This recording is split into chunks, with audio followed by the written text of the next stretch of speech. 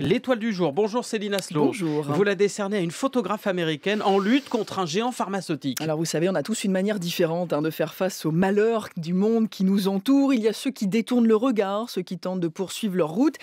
Et puis il y a ceux qui font face sans jamais baisser les yeux. Et clairement, Nan Goldin fait partie de cette dernière catégorie. Elle est née dans les années 50 à Washington, enfance plutôt malheureuse, marquée par le suicide de sa grande sœur, fuite du foyer familial. Elle plonge très jeune dans le milieu underground new-yorkais où elle découvre la photo.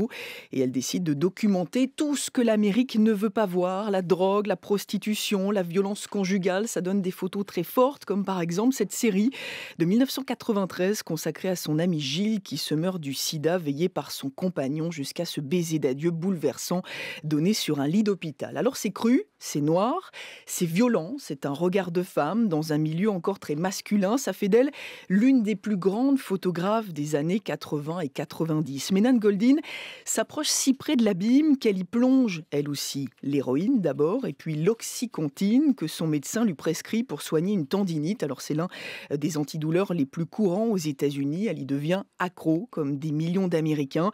Nous sommes en 2014, en plein cœur de ce qu'on appelle la crise des opioïdes, quand les médecins américains se sont mis à prescrire de plus en plus d'antidouleurs, poussés par les laboratoires pharmaceutiques et leur campagne de promotion très agressive. Nan Goldin, elle s'en sort, et elle entre en guerre contre la famille Sackler qui commercialise l'oxycontine et qui vient d'ailleurs d'être reconnue coupable par la justice américaine. C'est une famille très riche, très puissante, qui s'offre grâce à l'argent des antidouleurs une belle réputation dans le monde de l'art, mécène des plus grands musées du monde. Alors Nan Goldin et les membres de son association mènent des actions devant le Louvre, le Met, le Guggenheim pour les forcer à refuser l'argent des marchands de malheur. Et ça marche, Il y a 3 ans, le Louvre a débaptisé une salle du musée qui portait le nom de Sackler. Alors ce combat, il est raconté dans un film qui sort demain au cinéma en France. Ça s'appelle « Toute la beauté et le sang versé ».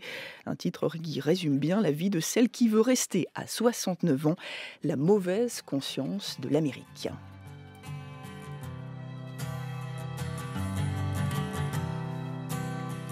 All this talk of getting old, it's getting me down, my love. C'est connu ça, Renaud Dely, franchement. Maxime Le Forestier. Notre jeunesse. Non.